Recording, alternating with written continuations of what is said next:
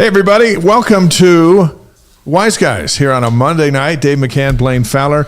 Our live stream with Philippines just right out of the gate, Beaumont, Texas. Yeah, how about that? We're going to have an awesome show. Way to go, Philippines. And no, you know what? Way to go, Harriman, for that matter. Way to go, Ruth. You've got to wait until the next day to jump in.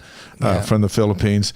We got a great show, as always. We welcome you to the Wise Guys, the largest BYU sports live stream show in the whole world, presented by Brady Plus, distributed by the Deseret News with our new podcast. Will be out tomorrow. You can get it wherever you get podcasts as we conquer the world. That's right. And hey, by the way, David Rogers says, I'm finally on the live stream. He usually listens after the fact from Brigham City.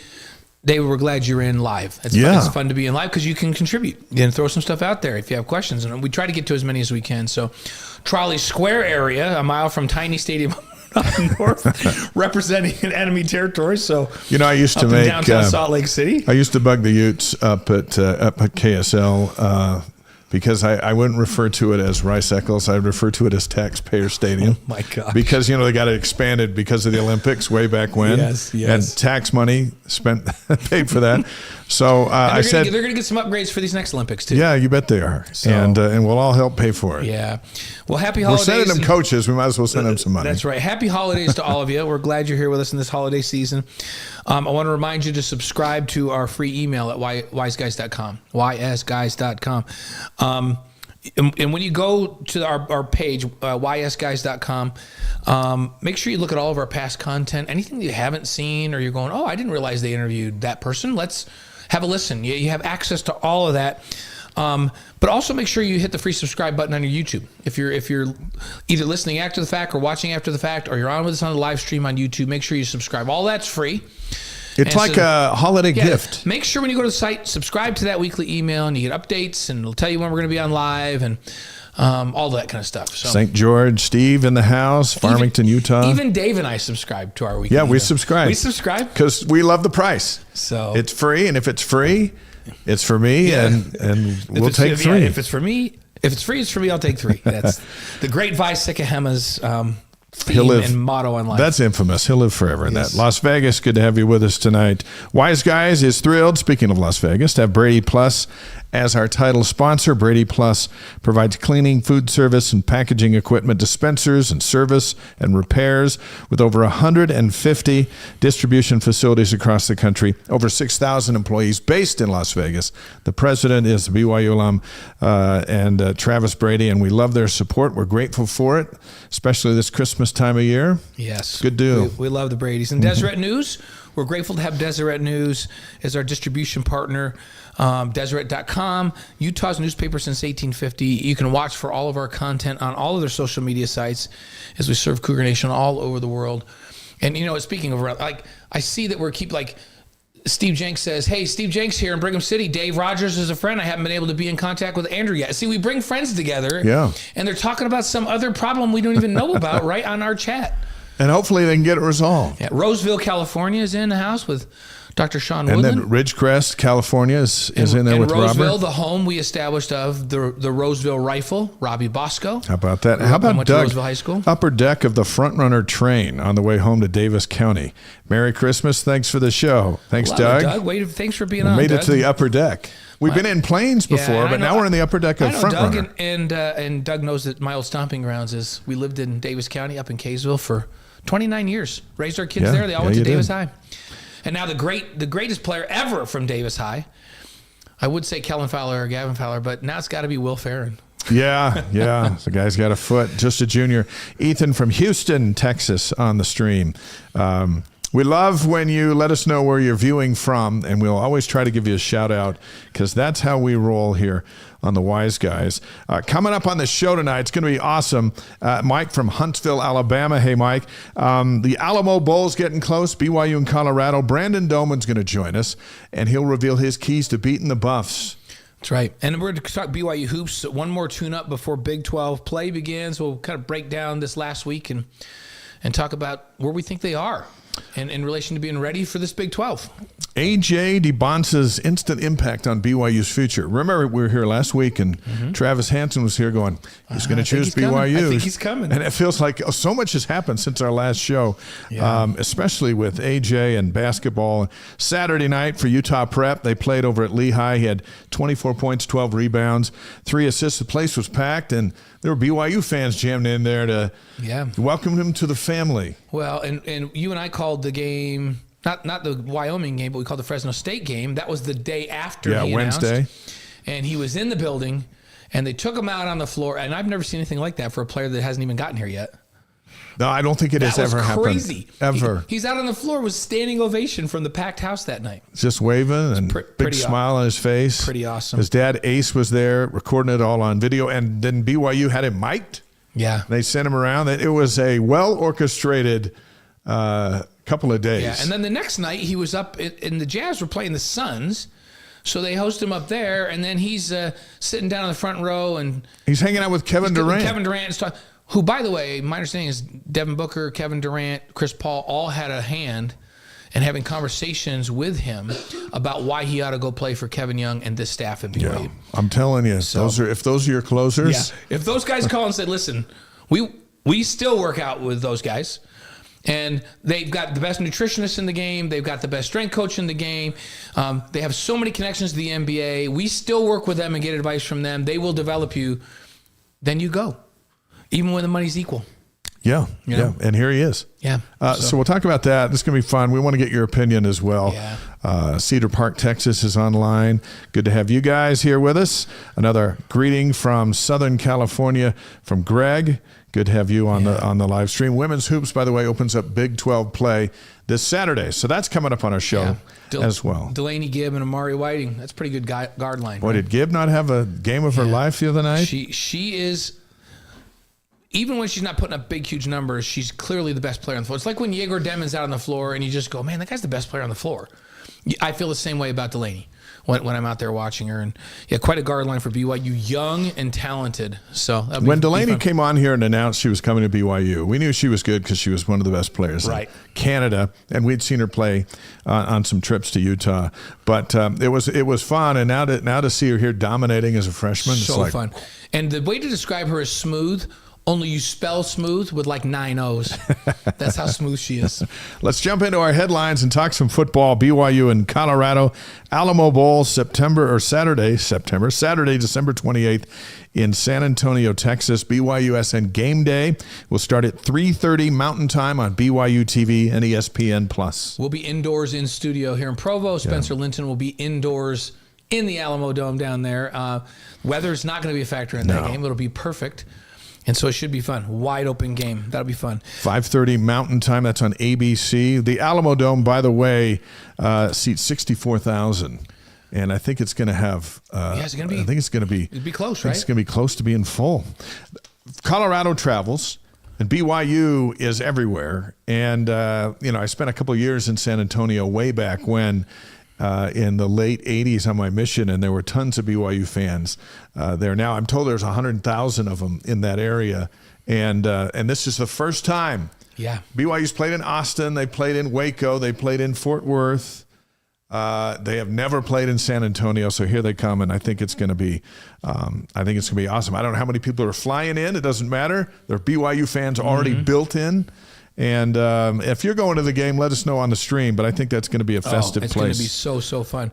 By the way, Michael Zimmerman says maybe that's why they're dating. Maybe it is. Michael, I have made a promise to certain people that I'm not going to talk about that. No. So whatever information you have, I'm not going to. You're talking about Yegor and Delaney. Yeah. I'm not going to deny. Now, Yegor does go to the women's games and wears a Gibb jersey. I'm not going to deny that's what you get from that. Or confirm that that's the case, because I promised I wouldn't. By the way, on our link, people that are really, really good basketball players on the men's and women's team. You need to keep your word. On the link, on our stream, there's the link to the interview we had with Delaney last year. You can check out after the show. She's a delightful person, too. Like, she's really great to interview and talk to. So BYU is going to make history at the Alamo Bowl. You can see my article tonight at Deseret.com. It's going to be the most watched BYU football game in the 100 years of BYU football. Looking back at the numbers, BYU's always been a TV draw, but we're talking about significant, right? Yeah, and it really helps. People want to watch BYU, see what this is all about. They want to watch Colorado. They want to watch Colorado. Because of Deion. You got the Heisman Trophy winner who Deion says, no, he's playing. You got an NFL draft pick at quarterback in Shedeur Sanders. People are going to be tuned into this. It's ABC. It's Saturday night. It's prime time. 3.75 million is the largest audience to watch a BYU game against Washington in the 2013 Fight Hunger Bowl. Post-Christmas, that's when people watch games. They don't watch the Independence Bowl on December 16th. They watch the big games after Christmas leading up to the new year. And so the setting is just right for BYU to make history. More people will watch BYU football, whether they're watching because of Colorado or what. They'll be watching a BYU football game more so than beating Miami on ESPN, more so than beating Oklahoma, more so than winning the Cotton Bowl. This is a different time, a different place, and they are in the mothership of all college football, which is ABC. So fun. Hey, so show up for it, right? Chickadee Chess is asking us a question. Where can I get both of those shirts? Are you talking about the two that Dave and I are wearing? Like, clarify if that's what you're talking about. So mine is, what is mine? You just got. Oh, mine's the 100 years of BYU football and national champs 1984. And mine's Dave's is a Big 12 BYU with the Sailor Coug, a baseball hoodie. It's like it's a hoodie, right? Yeah, it's a hoodie, just perfect for the wintertime. Yeah. Go to the BYU store. Yeah, I don't think this is available on the BYU. It may not be store, is it? And there's a few other places that sell BYU stuff. If Brenda's listening, because she's out taking care of grandkids, she ordered me several of these. I've got a white one with Royal, all the 100 years of football one. I'll ask her. I'll find out where, and I'll let you know before the end of the show. I'll text her. Debbie's got another question from Vernal. Love watching the Wise Guys. Thank you. Do you believe BYU can beat Colorado with their Heisman Trophy winner and probable first-round quarterback? Yeah. I mean, BYU's got the number one defense in the Big 12. There's a great contrast. Yeah, this is strength Pizzazz against grit. Yeah. And I think BYU's offense is capable. I hope they can score enough, but you get the feeling that this is going to be the best non-college football playoff bowl game of the whole season. Yeah, and BYU's going to be almost completely healthy. So it's good. It's good news, and especially up front along the offensive line, right? They've had some injuries and people in and out. Yeah. So they're going to be healthy. They're going to be well practiced. And in fact, let's remind people that BYU's practice plan. They had a good full week of practice last week. This week they're navigating finals and kind of getting things settled in, and so they're practicing Monday, Wednesday, Friday this week in the morning. Tuesday and Thursday they still have a responsibility to go in lift and watch a certain amount of film, and there's some team meetings. But so what they're doing on those days is they're allowing them to do it on their schedule so they can navigate their finals. The only thing that's scheduled is the Monday, Wednesday, Friday practice. So they're getting in all the work they need to get in. That's what they would normally get in a week. They're making it a little more flexible on the Tuesday and Thursday so the kids can focus on school. Yeah. But they're going to be well prepared. They'll be ready to go. So Weston's in from Nebraska. Hey, Weston, there's Phil saying, hey, Austin's only 90 miles away from San Antonio. We'll all be there. Right. We'll all y'all, plural for y'all in Texan. Yeah, you know that because you served your mission down there, right? Oh, yeah, absolutely. So you say all y'all, that means everybody. Everybody's coming. Right. Awesome. Good to hear. The travel plan, by the way, the Cougs are going to get there on New Year's Eve. On Christmas Eve, not New Year's Eve, Christmas Eve, December 24th. That's when they arrive in San Antonio. The next day on Christmas is SeaWorld Day. SeaWorld opened on my mission. Is that right? While you were down there? Where they put really, you're putting a SeaWorld right in the middle of Texas. You don't want to admit how old you are. And they put that in there. We went to what year was that? It was 80. Well, let's see. It would have been in 80. I was there 86 to 88, and it was the last year, so it would be the summer. I think the summer of 87. Or maybe the spring of 88. Anyway, we went there, and there's Shamu and all that stuff right in the middle of, the ocean's so close to San Antonio. I'm a huge SeaWorld fan. I would rather go to SeaWorld than Disneyland. I just love the interaction with the animals, fish, whatever you call them. Yeah. It's one of the coolest places, and I love the shows. So when we used to go to the Holiday Bowl every year but one, I went to 4 Holiday Bowls and a Citrus Bowl.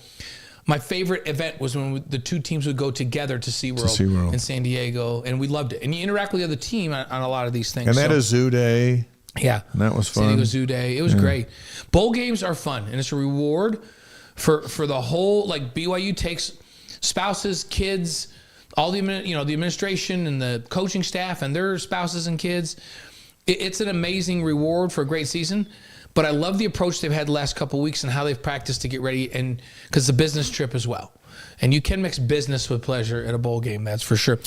They got a pep rally along the Riverwalk on December 26th, head coaches news conference 27th, and then game day on the 28th, right there in the heart of San Antonio. Great week. It's messing up our family schedule, by the way. Yeah. Because Gavin and Abby are heading down on the 24th, which is Christmas Eve. You're going to have to adjust. It's an on year for Christmas, so the whole family's coming, so we had to move some stuff up to the 23rd. Isn't it nice, though, we finally have a bowl season to mess up holiday plans? I was so sad it didn't mess up last year. Yeah, you were wide open. Wide open last year. How about I was going to say, how about these All-Americans? Let's do it. Yeah, Keelan Marion named first team All-American by CBS Sports as a kick returner, which is not surprising. And then he averaged 26.2 yards per return, 2 touchdowns, one of 100 yards and one of 96 yards. If that's not first team All-American, I don't know what is.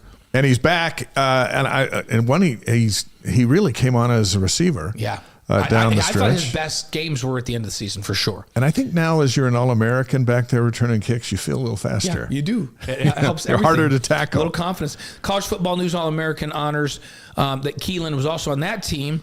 Second team Big 12 kick return. He was the second team on that CFN All-American team, but he was the Big 12 kick returner of the year.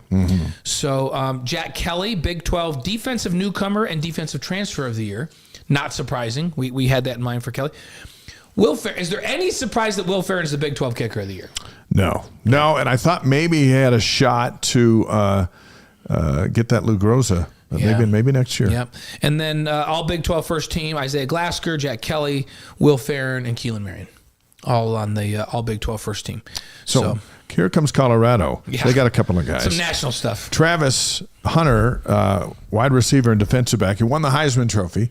And justifiably so. Oh, absolutely. I thought he was great on both sides of the ball. He's the AP College Football Player of the Year, the Chuck Bednarik Award as the Defensive Player of the Year, and he won the Bolitnikoff Award as the best receiver. Yeah. So DB, receiver, he's really good. He's one of 11 guys out there, and he finds a way to make an impact in games, and he's going to play in our game, which I think is awesome. And then if I'm Jacob Robinson and all those guys, I got to be stoked to defend against him. You want to play against the best. Yeah. And so this is going to be really fun for everybody involved. Shedeur Sanders, the quarterback, is also a high level competitor, Big 12 Offensive Player of the Year. He's an interesting guy because when he's really good, he doesn't like to run, but he's very mobile. Yeah. He's been sacked 37 times, most in the Big 12. Yeah, he's not like – he's got a great arm. He avoids the rush pretty good. He throws really well on the run. He can be involved in the run game. But their offensive line has had some holes. Yeah. Like they're elite. I'll give you a little scout. We'll do a little bit more next week. But so Gavin, my youngest, is the safeties coach at BYU. And his responsibility is to break down all the film he breaks down all the film, puts it all together, and then they do a whole defensive scout and everything. So he's doing the defensive scout. Before he started work on Colorado, he was Team Genty. And so was I. We were going, you got to give the Heisman Trophy to Genty, the running back. He's the best running back we've seen since Barry Sanders. He deserves it. Boise State guy. 1 week into film study and breaking down the film, Gavin's like, no, this dude's ridiculous. He's like, Travis Hunter is not only the best player they will play all year. He goes, he's the best receiver we've faced in the last 2 years. He's that good. And he says, here's the scary part. He says, if I were to rank the top 6 receivers in the Big 12, 3 of them are on Colorado. Yeah, they got some. Including one, which is Travis. He goes, he is the real deal, and he's also a very, very good defensive back. But he goes, Gavin's just looking at it from we got to go defend this guy. He is elite level receiver. And I said, what makes him so special? There's faster receivers in the Big 12 than him. But it's the whole package. He goes, I don't know a better way to describe it than he's just a crazy good football player. His instincts, his ability to get off of coverage, his ability to get separation. He just catches anything and everything thrown anywhere in his direction, which reminds me of Puka a little bit. Mm-hmm. He's just a great football player. And so then we went from Team Genty to giving him the proper credit that he deserves. And you want to watch that game. How do you not want to watch that game? It might get 8 million people watching But the thing I noticed as I was watching film is they're really good at quarterback and they're really good at wide receiver, but the offensive line, there's some opportunities for BYU to pressure Sanders. And they don't run the ball. They average 70 yards a game. Because they're going to throw it all over the place. Yeah. There's a chance for BYU to get some picks. He doesn't typically throw picks, but if you can get him on the move or get him flustered or get in his face and make him throw off his back foot, that's when you have opportunities. And then defensively, they're average. Yeah. The thing about picks is no one has more picks than BYU. Right. 20. This is such a great matchup of strengths, isn't it? Yeah. This is the best defense in the league against one of the elite offensive passing games in all of college football. And really then they have a defense that can play, and BYU's got an offense that can score. Right. I hope this is like the old WAC days where it's a high-scoring, fun 54 thing. Although I have a little more confidence in BYU's defense than that. I don't think. I look at what Kansas was able to do to Colorado. They hammered Colorado. Yeah, and that's a game plan to look at. You got to look at Kansas's game plan, and you got to look and from a defensive perspective. And then Kansas moved the football on them. So good to see Nick on the live stream from Pensacola, Florida. Send some of the sunshine over here. That'd be awesome. We want to give a shout out to Eddie Heckard, former BYU defensive back, signed with the Saskatchewan Roughriders of the CFL. There you go. Good for Eddie. Hey, you come to school, you go get a job. That's right. Whether it's in broadcasting, business, football, whatever. Or all of it. We're happy to see everybody get jobs. It's a great bowl week this week. Brandon Doman, by the way, is coming up here in just a couple of moments. Looking forward to that. The games return tomorrow night, the Frisco Bowl. It's number 25 Memphis against West Virginia, 7 Mountain on ESPN. We'll just run down the games this week because there's one every night. Sometimes there's 2. It's such an awesome time of year. Yes, it is. And I'm going to go to the next, but Brenda just texted me, so she is listening tonight. Good. She said, these shirts also come from the BYU store. Okay. So, and you got yours from the BYU store. Pretty sure, yeah. Yeah, and she said so shirts from the BYU store. Very good. Tell them Dave and Blaine sent you. Yep. They may charge you more. I don't know. No, they should give you a discount. Let's know how that. Tell them you want the Blaine and Dave discount. So, and thanks to Brenda for listening to the show tonight. Yeah, we and appreciate then that. giving us the right stuff. So you talked about the Frisco Bowl, Boca Raton Bowl. BYU's played in that one before. Yep. That's also this week. It's Wednesday. It's Western Kentucky versus James Madison, 3:30 p.m. on ESPN. That's a day game. I love that. Remember who BYU played the Boca Raton Bowl? Yeah. Central Florida. And guess who the quarterback was? Zach Wilson. And the starting quarterback of the Oregon Ducks. Dylan Gabriel, who then went to Oklahoma, and we played him at Oklahoma. He's got to be 30, and he didn't go on a mission. We didn't play him when he was at the Oregon Ducks, but that's the number 1 team in the country. He made it. We smashed him, and it changed the trajectory of his life. Yeah. So there you go. Hey, Lee from Vineyard, Utah. Good to have you with us. The Los Angeles Bowl, Wednesday night, UNLV back in the postseason. They'll play Cal at 7 Mountain Time on ESPN. Rebels lost their coach to Purdue. Feel bad for UNLV. They're like so many, like Utah State's basketball. You get a good coach and you get some wins, he's out. UNLV's coach went to Purdue for $39 million. You shake their hand, say thanks for coming. Congrats. Good luck.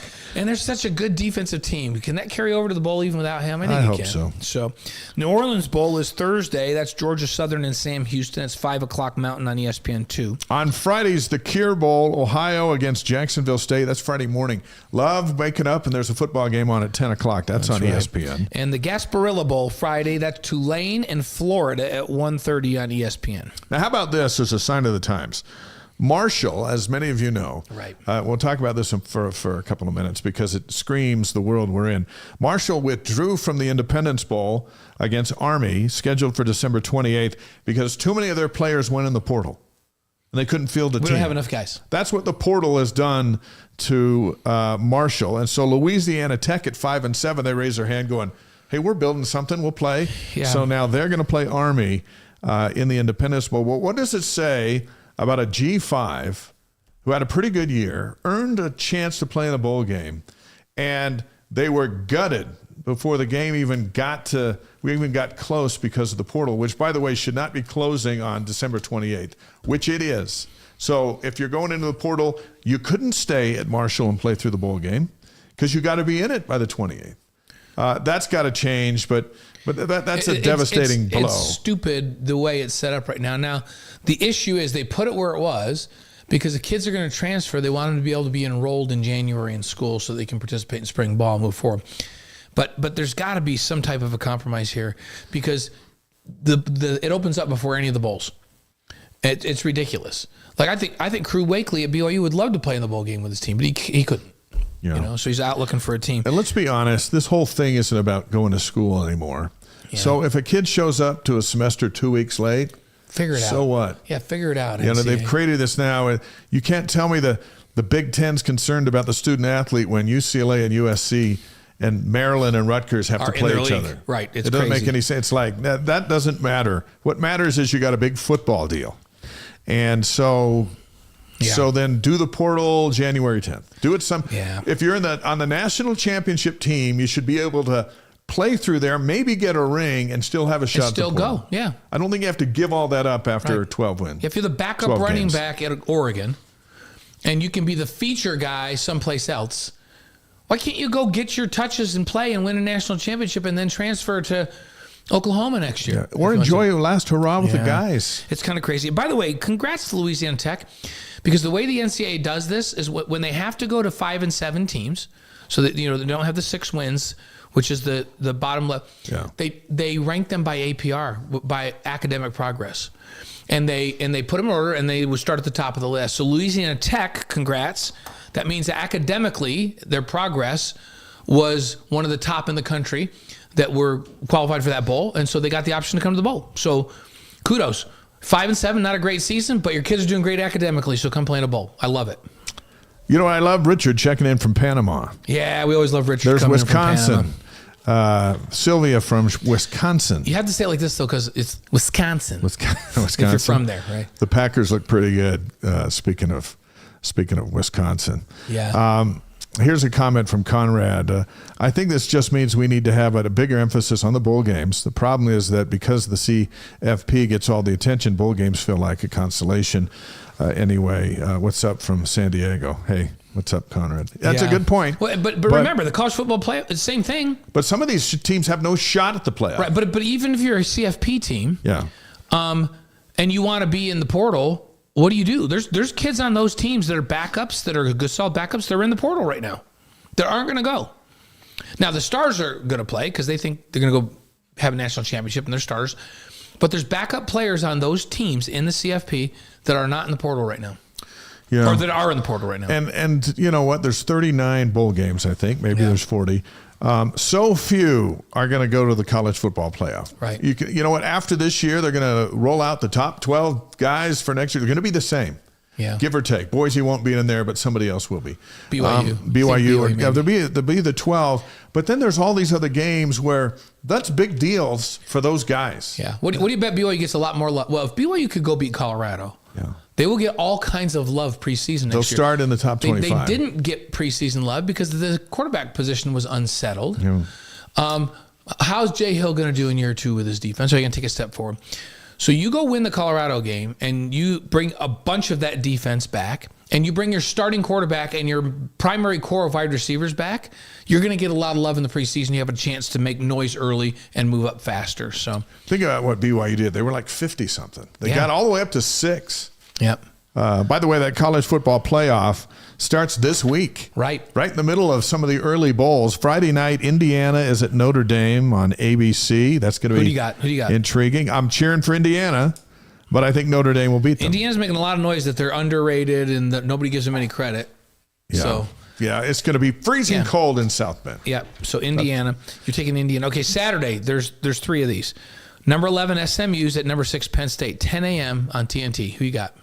Penn State. Yeah, I think so too. I saw a picture of who you Happy rooting Valley. For though? I'm cheering for SMU. Yeah, I'm cheering for SMU. There's a bunch of snow. It's going to be interesting because you know what? December isn't great football weather in some of these college places. Yeah. Clemson's at number 5 Texas. That's going to be in the afternoon. These games are on TNT on Saturday. I've got Texas in that one. Yeah, I got Texas big. I mean, rolling them. Yeah. Intriguing game though Saturday night with Tennessee at Ohio State, and Columbus that's going to be.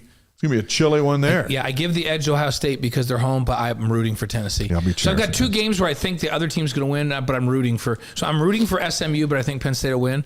I'm rooting for Tennessee, but I think Ohio State will win at home. Our first guest tonight's a friend of the Wise Guys, and he is a Wise guy himself. Played quarterback in the NFL, coached the quarterbacks, called the offense at BYU, started the 2001 season as 12-0 as the Cougars starting quarterback. Pleasure to welcome Brandon Doman back to the Wise Guys. We're just adjusting the. Yeah, we got Brandon. Right now we got your nose, eyes, and forehead. We got your eyes. So, yeah, can we slide him up at all? There we go. We're going to fix that picture up there. Hey, Brandon. What's the guy? What was the show where the guy used to stand at the fence and talk to? Oh, there you are. Perfect. There we got right him. There. He used to talk like with his. That was Home Improvement. Home Improvement. He would just come to the fence. We never saw that guy except for from the eyes up. That was Brandon. Brandon, welcome back to the show. How are you? I'm doing great, guys. How are you doing? Good. Hey, I have to get something out of the way before we even get going because I promised Tiffany I would say something. But she goes, if my name doesn't come up in the show on Monday night, then I'll be completely disappointed because the other night we were up in Salt Lake City for the basketball game. We decided to go see the lights of the temple. We ran into Alan Pollard, your brother-in-law, and your sister Tiffany, and we hung out with them for quite a while until they turned the lights out on us. Got to meet your nephew and his wife, and you have an amazing family. Like I love everybody in your family, Brandon. And I told her her name was gonna be on this show tonight, so I'm gonna start right with it. Well, Tiffany is the best. She is the best thing we've got going in our family. So I'm glad that you got to see her. She really is. Her husband Alan, spectacular guy. It's nice having a 6'10" guy in the family. Oh yeah, for sure. He stands out. Like people kept walking up to him and talking, and they recognize him because he's so tall and one of his kids was just at the Mary Center playing. Yeah, Jackson. What game was that? He plays for Queens. For Queens, yeah, which is really cool. We got to talk about him a little bit on the air, but Jackson's back there at Queens. He served his mission back there in Charlotte. That's right. And now he's back, living in the same neighborhood where he served, which has really been cool. And he's playing back there. So Alan Tiffany's son Jackson. It's an athletic family. You combine the Pollards and the Domans. Yeah. And have a 6'10" quarterback. All of the Domans, I feel like, married athletes from other families. I feel like everyone married an athlete. Am I wrong, Brandon?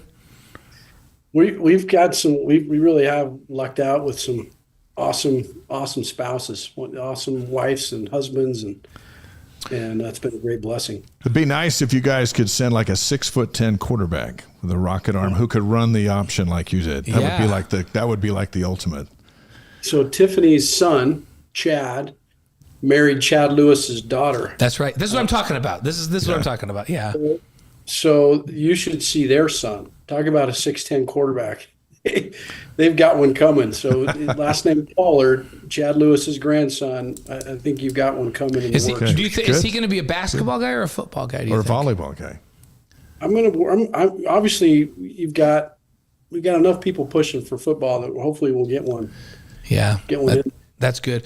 So Brandon's sister Debbie married Bob Jensen, the BYU quarterback. This is like, we can go on and on and on. Brandon's family, I think, and I love Brandon's mom and dad, and I hear that they're doing just fine. They're doing good, and they were very involved down at BYU. And I think that they put an edict out that said, "Okay, kids, like you marry into athletic families or you're out." And so they all married high-level athletic families. Listen, Bob Jensen just put in the patio at our pool in our neighborhood. I mean, we're surrounded by you guys. Brandon, let's start with another tremendous athlete. This Travis Hunter wins the Heisman over the weekend, plays defensive back and receiver for Colorado.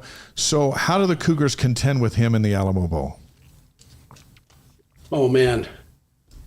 I think they're just going to have to do the best they can to give some help to the corners. It's a challenging thing because I think one of the keys to this game is applying pressure to the quarterback. I think Colorado has so many weapons that you just can't allow that quarterback to sit back there and dance around. So when you apply pressure, you end up with matchup challenges with Travis Hunter. So they're going to have to be very selective. And I've been, Jay Hill's done such a good job of determining when he's going to bring the pressures, where he brings the pressures from. He mixes it up beautifully. They've got time to prepare, so hopefully they can, give some help over the top when they need to apply the pressures at the right time. And Travis Hunter's going to get some, and you just deal with it. What he gets, and then just don't let the rest of the team beat you. I was talking to Gavin and watching film with him, and Brandon knows Gavin, my son that's coaching the safeties, and he said, "Dad, one of the issues we have is that Travis Hunter's without question the best receiver we'll face all year." He goes, "But if we were to rank all the receivers we played this year, they would have 3 of the top 6." at Right. Colorado. So how do you manage that when it's not just Travis Hunter? He's elite, but their other guys are also good. What can you do about that defensively? Well, again, I think the teams that have had success, great turnovers, so they create opportunities and limit time of possession. And BYU hasn't been great at that in the last few weeks. So I'm a little bit concerned about BYU's ability to establish a run game offensively and limit possessions for Colorado. Managing some time of possession. Kansas was able to do that against them, and just they got after them in the run game. They got after them in time of possession, and they limited possessions from Colorado, and then they got some turnovers. And BYU obviously this year is phenomenal at getting turnovers. But you're not going to stop Colorado. So you need to be opportunistic in the right times. Do a great job in red zone defense. Make sure that you keep them from scoring chunk touchdowns. Big long chunk touchdowns are so hard for a team to have a chance to beat a team like this. So make them mount drives, make them get into the red zone, shrink the field down, and if they can get them to shrink the field down, I think BYU has shown that they can do a pretty dang good job in the red zone. And those, I said a number of things there, but start adding it all up, and it's going to require pretty solid team effort to get a win. Shedeur Sanders, outstanding quarterback, Big 12 Offensive Player of the Year. What do you like about his game? He's first off, he's a leader. I think he's a battler. I think has a ton of grit. And those kinds of guys lead football teams to wins, and he's that kind of a guy. Aside from being athletic, he can throw the ball. So, you're talking about a guy that's going to be one of the first 2 or 3 picks in the NFL draft. So this is a real guy. You add that up, and you're thinking, how in the world is Colorado 9-3? But they're not an overall, complete team, or they would be 12-0. So they have some holes in their team up front. Their offensive line, they still have holes there. And so, our coaches will do a good job of dissecting what their holes are, and then limit these big time football players from making too many plays. And like I said, BYU has to limit the amount of touches and possessions that Colorado has. And we haven't been very good at that in the last few games. So I'm sure that's part of the game plan, but BYU will have to establish a run attack to maintain some of that time of possession and limit some of those whacks at it that Colorado will take. And the Sanders and these guys, we just can't let them have 32, 33, 34 minutes of time of possession. It won't work. And by the way, Doman family's chiming in. Sage says, "Go Brandon." So, yeah, nice job, so Sage. very good. How motivating is it for a player? You've played against some great players in your time in football. What's it like to know you're going, hey, we're playing the Heisman Trophy winner, we're playing a 1, 2, or 3 draft pick? Is that motivating for players? Oh, yes. And that everybody that plays Colorado is motivated. I think this is the best case scenario for BYU. The fact that they end up losing those 2 games, but now they get to go play Colorado, maybe the most popular, touted team in college football right now as it relates to their head coach and these 2 players.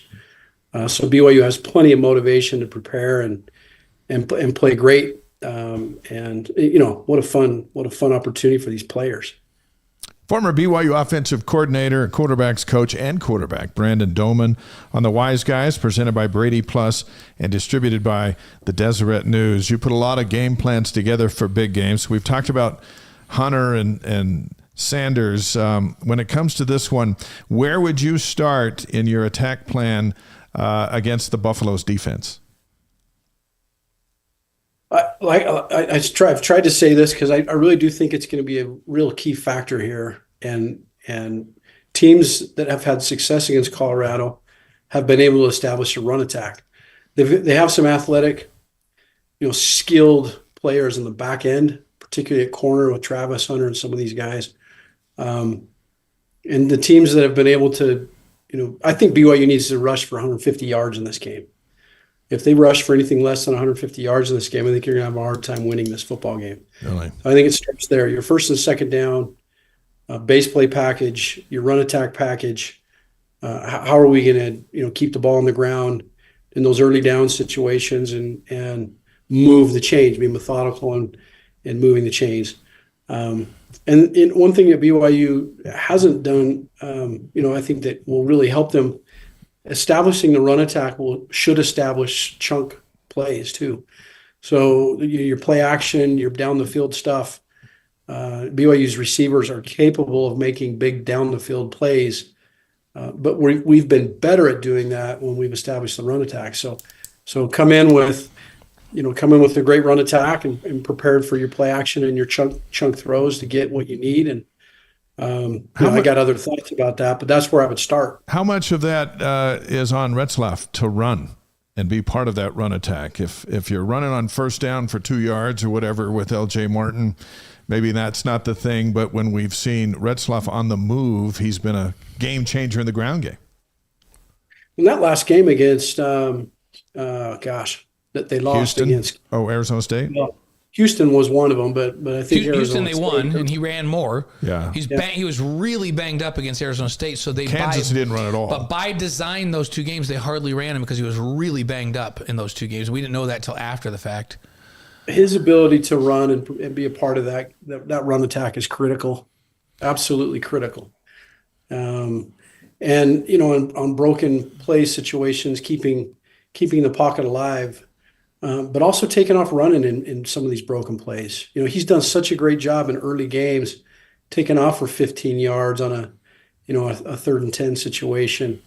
He wasn't able to do that, like you said, against this couple, the games that he was hurt. And I thought a couple times against Houston, he could have just tucked it and got what he needed to and moved on. And maybe that was due to the fact that he wasn't feeling all the way healthy yet. I don't know. Yeah, I think he'll be healthy for this one, finally, for the first time since the Utah game, which will be really helpful. But so BYU's defense, Dave and I were just talking about the fact they finished number 1 in the Big 12 in total defense, number 1 in the Big 12 in scoring defense, which is crazy to think about where they've come from in just 2 years under Jay Hill.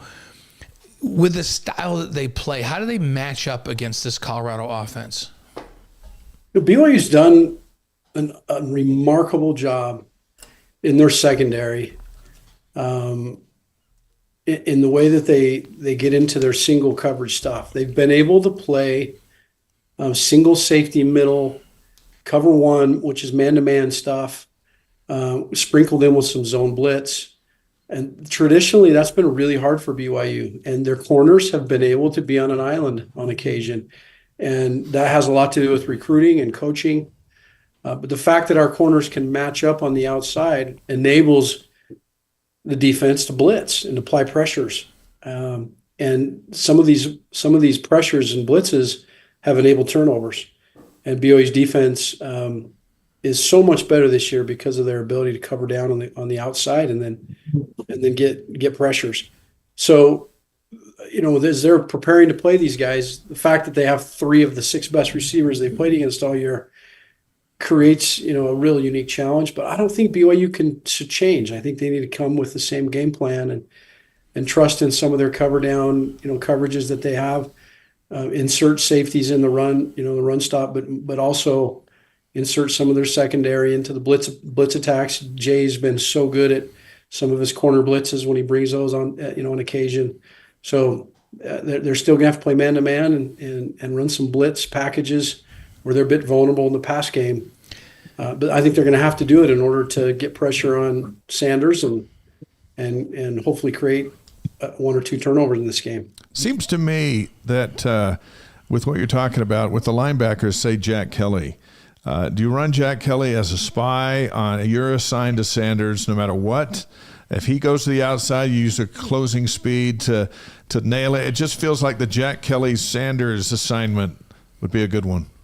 Yeah, I think Jack Kelly, Shedeur Sanders it's not like he's blazing fast. Yeah. It's not, I think our linebackers are going to be a run him down and run with him. So when they do get into their zone packages, I think spying the quarterback is a smart thing, because when we get into our zone packages, I do think we're going to have a hard time getting pressures on the quarterback. So you just have to determine when you're going to apply those different kinds of pressures or play zones, and then who's going to match up on the quarterback, which I think smart. You talk about recruiting, Brandon. That's like, I know that I never thought that I would see the day. We were talking about speed. So Jack Kelly runs in the 4.5s.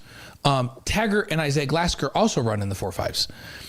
I don't know that we have phenomenal backers, one at a time that could run like that, but now they got all three backers, so whichever way he runs, they can run him down. And then at the corner position, like I'm trying to think, and maybe you can remember, in the four guys that they rotate in there, three of them run under 10,500 meters in high school. Yeah. Have we ever had that kind of speed on defense that you can think of in the history of BYU? I'm racking my brain, and I don't know that we have. Can you think of a time when we've had more team speed than that? No, I mean, I'm trying to think through it. We've had no, not combination of back end and linebackers. We've had some unbelievable linebacker groups, but I don't think that I've seen the depth of the back end. Basically the corners. Mm-hmm. The depth that we have at corner in combination with the backers is what's enabled us to play, to truly play, coverage blitz stuff, our man to man, and the backers can cover man to man.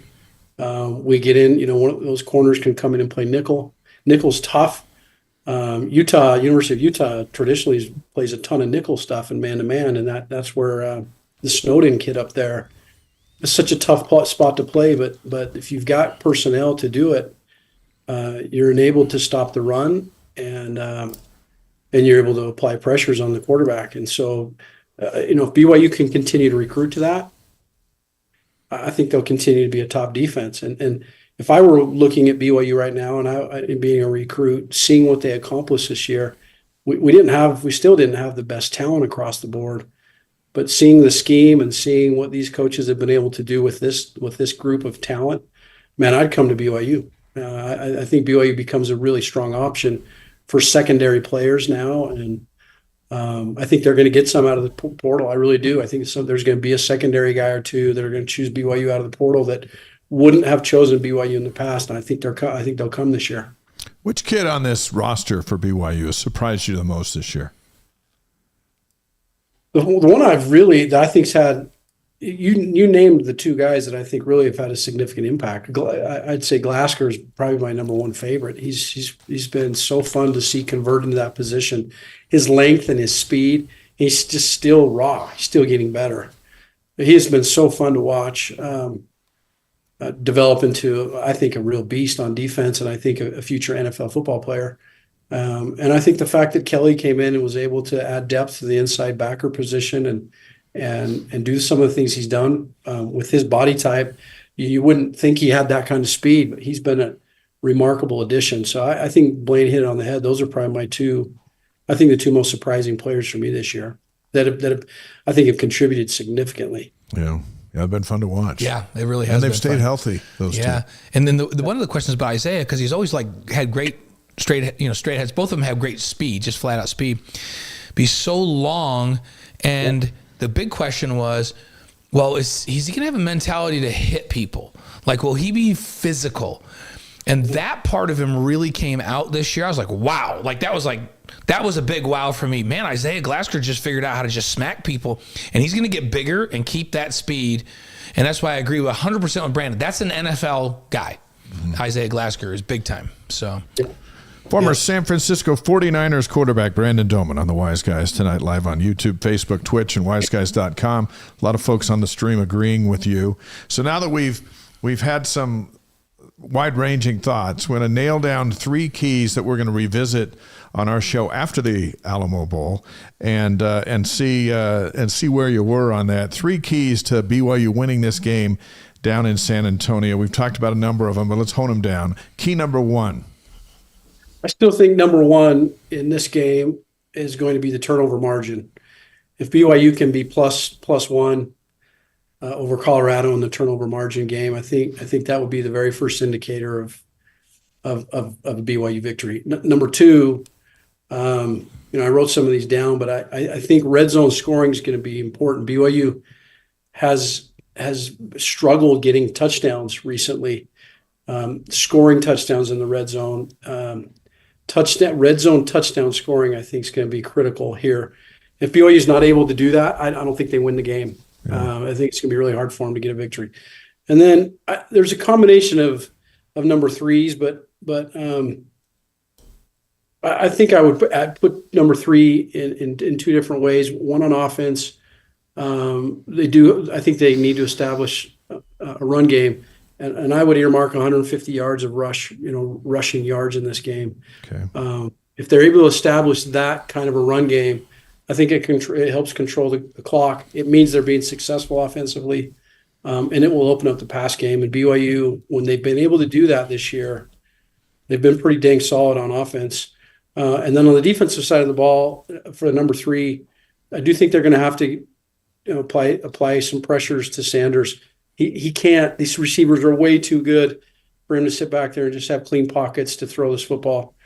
So they have to apply some pressure to him to just get him off point a little bit and trust in our personnel, trust in our defense to create enough havoc to get those turnovers. And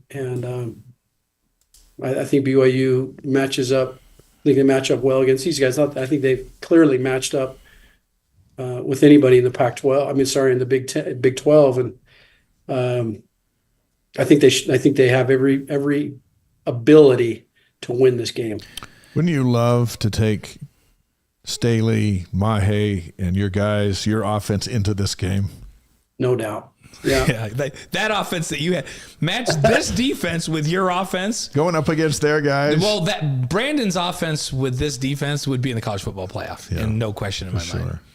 So, I was going to take you back to when you mentioned one thing that I hadn't even really been thinking about, and you mentioned how BYU needs to keep Colorado from getting big chunk plays, but BYU needs to get some chunk plays. BYU's been really good, one of the best in the country. Teams that come in and they're used to getting 16, 70-yard plays, when they're big plays, BYU, they're so good at tackling in the back end that a big play against BYU is like 27 yards, not 70 yards for 6. And Colorado's given up some chunk plays this year. How much does that play into this one as a fourth thing, maybe? I don't think, you look at the other Sanders kid playing safety for Colorado. There's some holes there. I think he's a hole, honestly. And so when you look at BYU's size and length at receiver, we really have done a good job for most of the season in finding those big chunks. And our receivers have done a good job at that. Colorado, because of who the athleticism, I just don't think Colorado's built to grind out a game. They're just not. And but they are built to score in a hurry. And if you can limit that, like some of the teams have done, and cause them to have to churn into the red zone and get scores down there, I think BYU wins this game. If Colorado rips off 3 to 5 big chunks and a couple of those are long touchdowns, I just don't think BYU can recover from that. Brandon, if you're the coordinator calling this game and you're also the quarterback, what play are you doing on first down?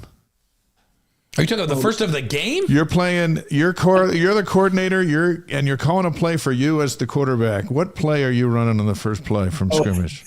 For me, and I'm the quarterback. Yeah. And you can even have your guys. You can even have Reno. Let's say you have your guys. You have all your guys. First play against this Colorado defense. What are you running? Man, for me, I needed to just shake off the rust, honestly. So some kind of a play action where I could come out on a bootleg or a naked boot or something where I could be on the move and let run. I just would like my legs to get moving. Another thing would just be some kind of a quarterback run or give the ball to the some kind of an easy quick. I just don't think for me coming out on a drop back pass, I just rarely did that. So Some kind of a movement pass game, QB run, or hand it off to the running back and just get the jitters. Luke, somebody where you get hit. If I'm playing quarterback with Brandon's receivers, I think I throw it out to Reno on a screen because sometimes he can make 9 guys miss and make a big play out of it, right? And that's an easy throw. A little bubble screen. Yeah, out to exactly. Reno. Just throw it out to Reno, get a complete under my belt, let Reno go do something magic. So, right? so since we're playing with ideas here, and Brandon was a magician running the option. Yes, and yes, we he was. hadn't had any option quarterbacks at BYU forever. So when he was doing it, it was like, man, look I at this. watched Brandon And run the option Staley in was high school, the like recipient. amazingly, right? Staley was the great recipient of that. But going back to Jake and just running just enough for coming from your perspective, who ran a lot, when that linebacker isn't quite sure if he's going to give it up or keep it, isn't that the difference between 5 and 10 yards? Yes, the quarterback is truly a threat to run that football inside, anywhere from the front side to back side, all the way to the front side, C gap. And Jake, I think, has proven that he's capable of doing that for sure. Yeah. BYU's leaned heavily on that speed option, sprint option, probably a little too heavy at times. But it's been a good mix-up play for them, and you can see that Aaron Roderick loves that mix-up of speed option. But Jake's going to have to be able to, get a few yards at times, and hopefully he's healthy, like you guys said. It sounds like he's going to be healthy and ready to go, and him insert in the run attack certainly helps. I like when we're thinking up plays. Yes, and stuff. I like what we're doing. have Like, Brandon hey, run. if you had your team, I love being able to do that. It's like that game wasn't that long ago. It was the team that Brandon played on was an offensive juggernaut. Like, it's just like, what do you do? Like, whatever choice you would make as a defense was the wrong choice, because you guys would just make him pay. Whatever they did, Brandon and his team made him pay, which was awesome. It wasn't just how great they were at the skills. We had some just dogs up front on that team too that would just knock people around, and that's what makes an elite offense. Got a great quarterback that can throw it and run it. You got an elite running back, elite receiving core, and then you got dogs up front. That's what makes for a great team, and you guys really had that, Brandon. Yeah, remember we had 3 NFL tight ends too. So yes. BYU's I think a little bit understaffed there at that spot, and so that's been a little bit challenging. But if you can bring a tight end in that can block and establish a run attack with him in there, and then throw it to him, tight ends, you see it in the NFL. Tight ends equalize the game and make it really tough. I think the really solid tight end play at any level really, really causes the defense more challenge than just about anybody if you got a real guy. So you look at some of the big personalities in the NFL right now at tight end that are making a ton of plays. We had some at BYU, and we've had some for so many years.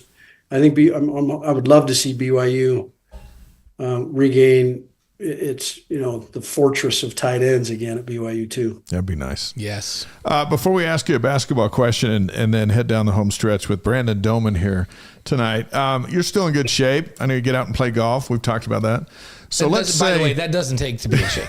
Yeah, but it's Like, better that's- than doing like, nothing. Have you ever Just seen gotta- Craig It's a lot of Stadler win a shoulder work. tournament or John Daly win a tournament? Like, you don't have to be in shape to play golf. But you are. So let's say you got 2 series in this Alamo Bowl. You're a smart guy. You know how to avoid a hit and this and that. If you got 2 series on the field with BYU's offense as the quarterback in the Alamo Bowl, how do you think you'd do? There's a song by Toby Keith, I think, that says, I'm as good once as I've ever been. Something like that. So it didn't have to be 1 drive. I don't think I could do 2, because then they would fall apart. But We've seen you swing at the alumni game. I would get hurt really fast. That's what I always tell everybody. It's like, I got hurt getting out of bed the other day. Listen, Like, I can still throw it, but I'm not running around out there. And Brandon, like, he's way younger, and I know he can still throw it and spin it. But running away from people is probably not a good idea right now, He'd right, be tempted Brandon? to call the option and keep it. That would be. The second that you had to do anything that required quick twitch, you'd be in major, major trouble. My hamstrings might blow off of both of the back of my legs. And you guys would be taped up with Brandon duct might tape. only blow one hamstring out, but he's still going to hurt one. I'm telling you right now. Well, it'd be fun to watch. Tampa Bay checking in on the live stream tonight. Good to have you with us here. Leander, Texas as well. Boyd, good to have you on the stream. Everyone heading to San Antonio for the Alamo Bowl. It's been about a week since BYU announced the nation's #1 high school basketball recruit, A.J. DeBonsa, as a guy who's coming to BYU. So as a former high-profile athlete, what do you think about that? Oh, so so fun to see some of these athletes choosing BYU to come and be. I think one of the blessings in disguise for these guys that are choosing BYU is everything they're going to gain off the court. And I think AJ is going to benefit greatly from being a BYU Cougar for the rest of his life. Not only for the 1 year probably that you get him, but it's really fun to see these guys. And I think our community and the BYU fans, just BYU Nation, I think will rally around these guys and allow for them to have a remarkable experience. So it's really fun to see it. And I can see that BYU will be able to, obviously with all the NIL stuff, but I just think BYU has the ability to create an elite experience for a student athlete. And I can see why he came. Yeah. Yeah, it's going to be interesting. A whole different day, but an exciting one. By the way, Michael is confirming I ain't as good as I once was, but I'm as good once as I ever was. Yeah, that is the exact line that you were looking for. That's Brandon Doman's game That's plan if he were to play in the Alamo Bowl. You have to be there early because he may not be there in the fourth quarter. So, and I'm noticing because people were mentioning it here on the stream. Weston Birch said that, hey, Carson Ryan just committed to BYU. So Carson Ryan, a very talented tight end that was in the portal, has committed today to BYU, and that will help. He could really help BYU. Where's he coming from? Well, he's at UCLA. He's originally signed with UCLA. He was at Utah, and now he's in the portal. He's coming to BYU. Okay. So, yeah. And BYU could use, like, BYU, Reiner Swanson, who I think is a future really, really good one, is going out on a mission. And so he's going to be gone for the next 2 years. And so this will be a nice addition. And people forget that Erickson, who is supposed to be big time, he's been hurt most of this year. So they've been a little bit thin at tight end. And this will really be helpful. Good. All right. 5 questions is presented by Strategy Square, delivering connection, clarity, and confidence in business and marketing strategies, owned and operated by a BYU alum who's helping the wise guys conquer the world. You can reach Chantal at strategysquare.co. 5 Christmas traditions at the Domans, the top 5. I'm sure there's a bunch of them. That's why I gave you a heads up. Hey, come ready. This is only a 2-hour show, but we are excited, and Blaine's going to lead you through them. Yeah, here we go. So, do you want to start with your? Are they in any kind of rank order, or is it just 5 in any order? Because if it's just 5, we'll just go through. But if you're like, this is my 5th, but this is my favorite, let's save the favorite for last. Okay. I didn't rank them top to bottom. Okay, then we'll just go through them. I just got them. And when you look at those, you don't have a favorite? You don't look at the 5 and go, but this is my favorite. Oh, I think I have a favorite. Yeah, we'll save that one. Let's just save the very favorite for last, okay? So right. We can go with whatever one you want, but save the favorite for last. So the 5th one's going to be his absolute favorite. So, okay, so number 1. I love going to see the Christmas lights. We're leaving in 10 minutes to go down to Luminaria at Thanksgiving Point. We love to go up to Temple Square. I think Christmas lights. Okay, Christmas lights. Definitely. Okay. I love my mother-in-law is an unbelievable cook and an event planner. And we do a Christmas Eve at my in-laws up in Salt Lake that is, I think, unmatched. And so ever since I've been married, that's been a real fun tradition. Our Doman family, 100 of us, get together every 23rd. And we look forward to that. We're hosting it at our house this year. Oh, wow. Nice. A week from tonight, we'll have, 80 to 100 Domans at our house. That's a lot of pizza. Man. That's a lot of pizza. Yes.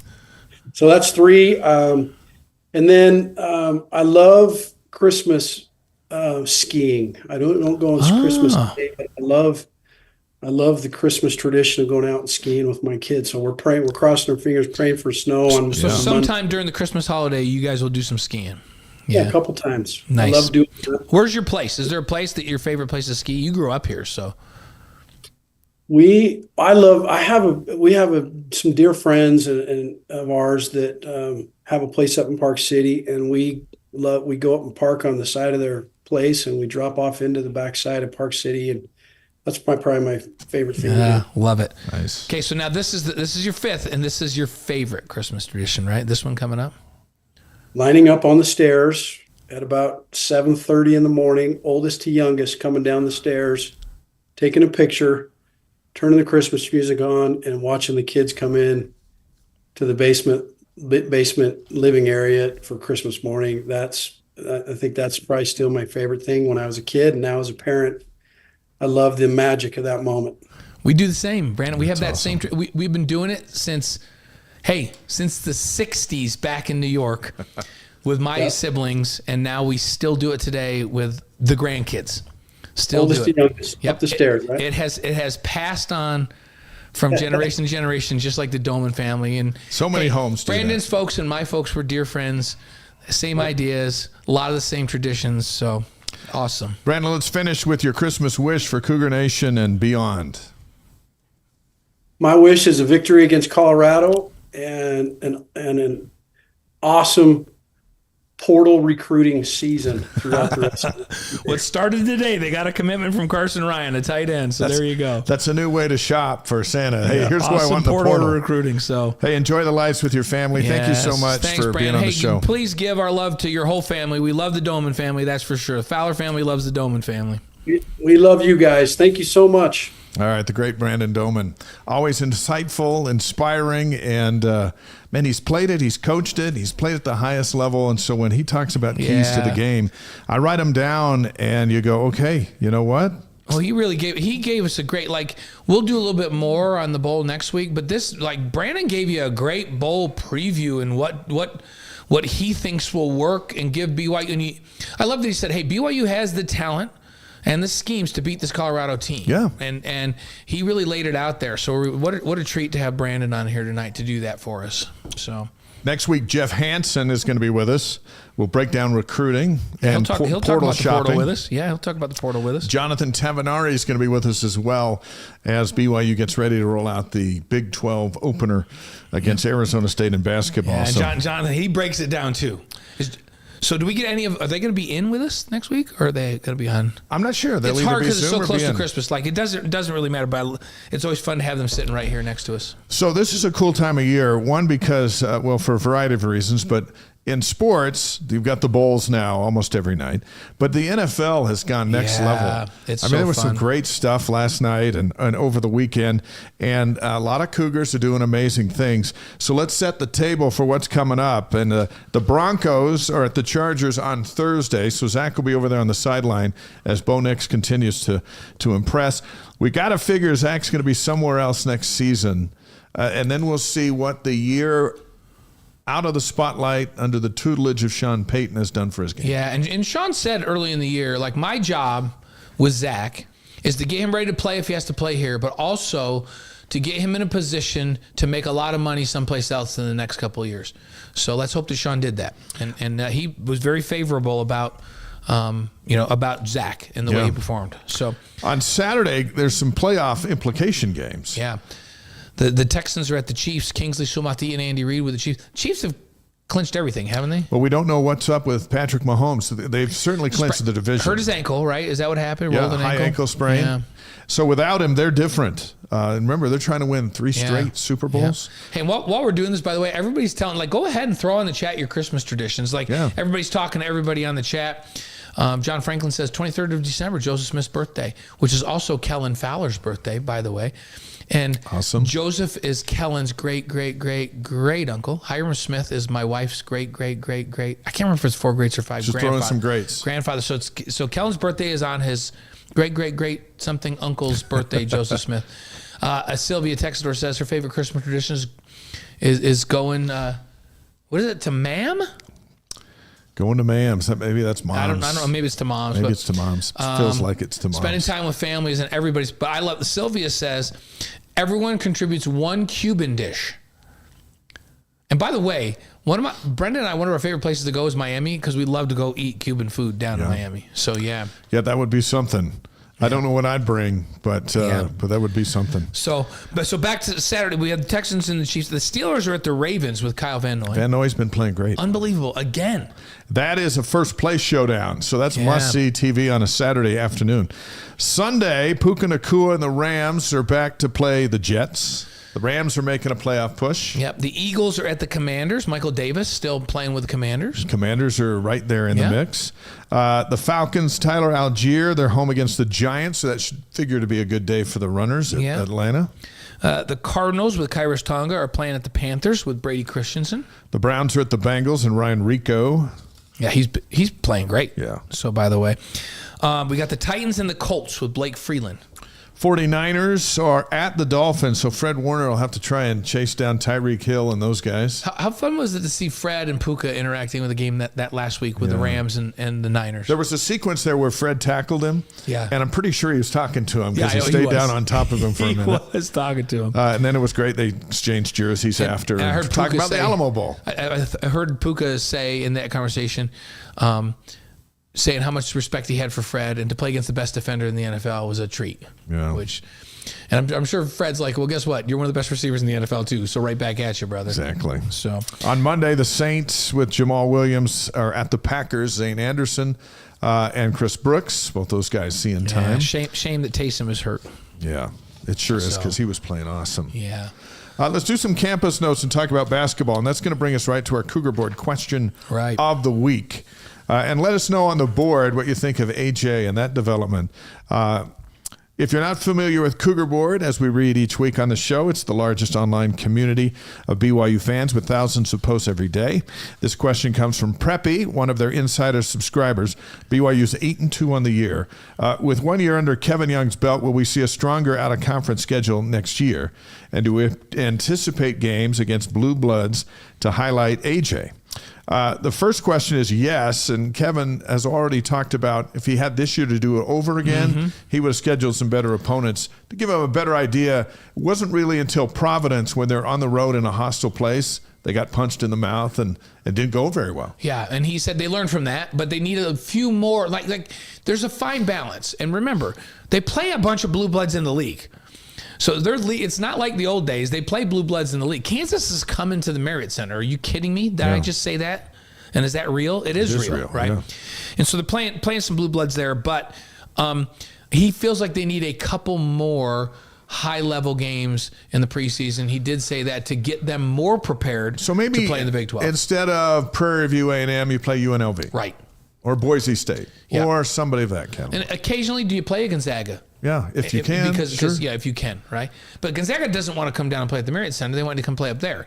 So I don't think... we don't want to go up there. Yeah. So you find somewhere in between, Delta Center. Unless it's a preseason tournament. Yeah. So remember, they did play North Carolina State in a preseason tournament and had a chance to play Purdue had they won. But you're playing maybe one tournament that has some Blue Bloods in it.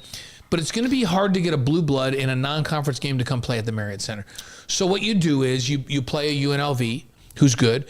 I like the series they've had over time with San Diego State. Right. It's a high level program, even though it's in what would be considered a mid-major conference. So I think you play more of those. You play more of the San Diego States. You play more of the UNLVs, and because I don't think you want to, hey, let's go on the road and play Kentucky. There's no reason to do that, right? No, and Michael Zimmerman's comment there, ESPN already looking for places and tournaments for BYU next year. To answer that second part of the question, Sean Farnham was on Sports Nation last week, and he was talking about that, saying, hey, look, BYU against Duke at Madison Square Garden, matchups like that are very much potentially especially with AJ. With AJ, because, Fran Fraschilla was on Sports Nation the other day when I was hosting it. And we asked him, I said, hey, what is this AJ? And he goes, he's a mix. I've never said this before. He goes, it's a mix between Kevin Garnett and Kevin Durant. That's what you get with AJ. And it's like, that's why everyone's going to want to see that guy. How about no matter where they're playing? Fran was in the house the other night for the Fresno State game. Yeah. I see. Wait a minute. Fran's here. He walks down and talks to AJ. So the AJ factor and the Xavier Staten factor and the fact that BYU is going to be good. That 7-footer. They have 4 more scholarships to give out for next year. Right. That's must-see TV. A bunch of core guys that are really good, solid players too coming back. So those won't be Marriott Center games, right? But those will be made for TV games. You get those Blue Bloods in tournaments. I'd love to see UCLA every year. Absolutely. And I don't care where we play. Play them in Anaheim or play them in Salt Lake. Play them in Vegas. Play them in Vegas. But that's going to be a whole new era for all of us as we watch that come through, where all of a sudden they're like, hey, you know what, we're gonna. That's right. How about BYU and Tennessee? They're number one today. How about BYU and Tennessee and somewhere else? Right. And they already know BYU fans live everywhere. Right. So and it's just going to be interesting. Eyeballs on ESPN's interested in it because it's eyeballs on their TV broadcast. So the greatest thing, one of the most surprising things coming through the DeBonsa signing was that it happened last month, and everyone kept it a secret. Kevin Young told us before the game, like 4 people knew. That was it. Yeah. Well, at first it was just 2. And then eventually it trickled out. But he told his kids the night before, because he didn't want them going to school, telling the other third graders, hey, guess who's coming? But they kept it under wraps. AJ kept it under wraps. And you just don't see that anymore. Yeah. Everyone wants to say something. So secrets aren't kept very often. This was the biggest. And so when it came out and they said, oh, by the way, yeah, we signed like November 13th.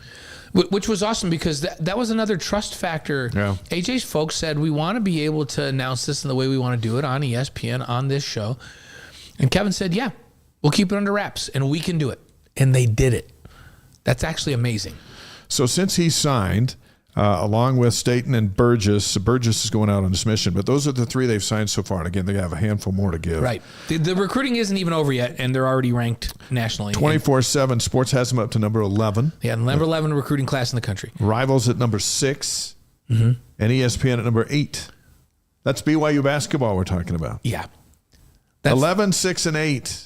Yeah, and they're not done yet. They are not done. So there's some big fish who are still coming. Yeah, and I mentioned earlier in the broadcast that AJ, the night after he made his appearance on our show, but at the game you and I called Fresno State in the Marriott Center, he's up at the Utah Jazz game spending time with Kevin Durant, who helped recruit him, by the way. Just sitting there talking to KD. Yeah, how about that? Who's his idol, by the way? Then he put on a show over at Lehigh. He is. We've had a chance to visit with him and his family. AJ is. He's going to be awesome here. Yeah. I mean, he's a fit. He wants to be here. He understands the culture that he's coming into. Mm-hmm. Perfectly fine with that. Parents love it. His skill set is next level, and he's going to have a BYU jersey on next season. Which is really it's a great point that you make, how good he's going to fit here. Yegor Demon, you and I have had a lot of opportunities to visit with him. I've gotten to know him pretty well. Even my wife Brenda has gotten to visit with him a little bit. He is a perfect fit for here, and he could be a top 3 pick next year in the NBA draft. Here's what I'll say, and Kevin Young has talked to you and I about this on multiple occasions now. We're very fortunate right now that some of the top players in the world are a perfect fit. He says, and there's going to be guys that are a perfect fit. But you know what? If the number 1 and number 2 and number 3 recruits in the country next year wouldn't be a fit here, he won't go recruit them. He says there's enough good players that are a good fit in that top 25 that they'll pick and choose who they think will be really comfortable here, who will want to be developed, and will be a nice fit for BYU. And right now, they felt AJ was going to be a great fit. He signs. They felt that Yegor was going to be a great fit. He signs. They thought Cannon Catchings was a great fit. He signs. They thought that Xavier was a good fit. He signs. What's crazy is they got them, and none of them were last minute. I can't decide between you guys and these guys. These guys are in well before the deadline. Yeah, it's awesome because they want to be here. Because if they pick the right guys to go after that they know are a good fit, then the families come in and they go, "Wow, this is a great fit," and we're not sacrificing anything because they're going to get developed. Because look at this staff, and look at this environment.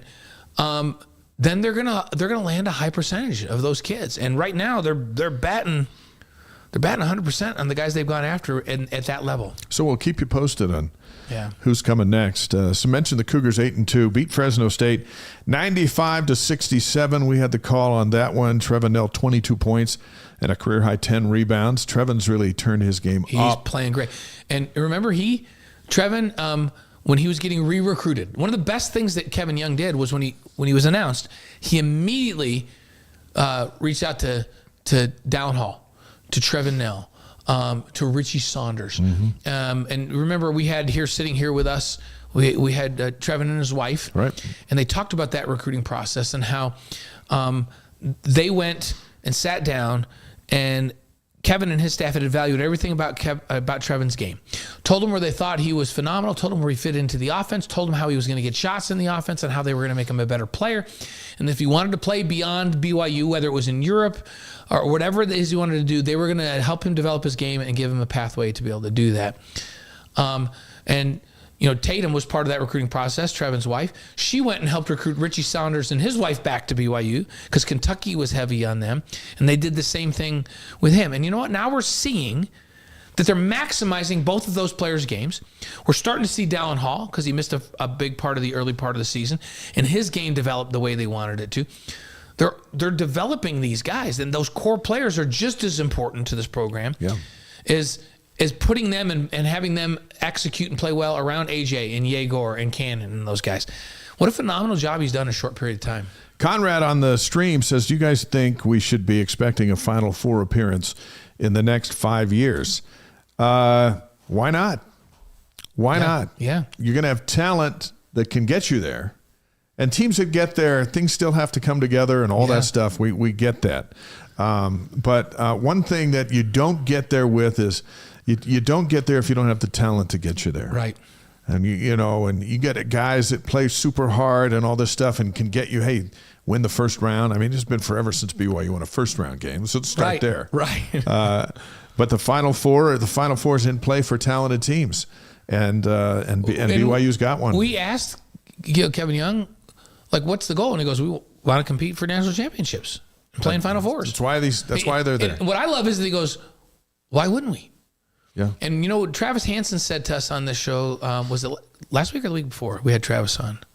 Last week. Yeah, so last week we had Travis on, and Travis said, Kevin Young came in, and he said, maybe back when I was playing, we were thinking too small. Mm-hmm. We weren't thinking of the possibilities. Kevin Young came in and said, why not?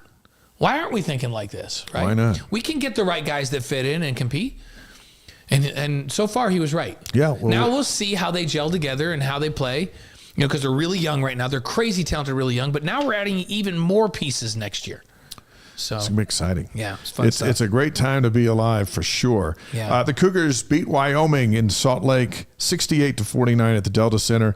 Nell again leading the way with 15 points. Mag had 11 points and 3 rebounds. He was very good. Played great defense. Brendan and I went up and went to the game. That's why we ended up at Temple Square with Alan Pollard and Tiffany Doman. So, she's Pollard now. I think we'll see Mag playing some more minutes too. Yeah. Yegor didn't play the last 2 games, and we don't know if he's going to play against Florida A&M. We don't really expect him to, but it'd be nice because they have one game in 17 days. And remember, he had a knee contusion. The decision was just made he could probably play, but why not have him 100% before you go into the Big 12? Yeah. And so if he's 100% by Friday night, the game you and I are calling, he'll play. If he's not and he needs a couple more days, they'll wait. Let's hope he is. Yeah. So, like we said, it's just the one game in 17 days. Yeah. So, which is weird because we usually have a bunch of December games. Yeah. It's just not doing it this year. The tournament they played in, talking about nothing after Christmas except for New Year's Eve. Yeah. So hopefully we'll see him Friday night against Florida A&M. That's the final non-conference game, and then Arizona State at BYU opens up league play on December 31st, 2 p.m. on ESPN2. You and I don't have that one. No. And that'll be a good test. Arizona State's talented.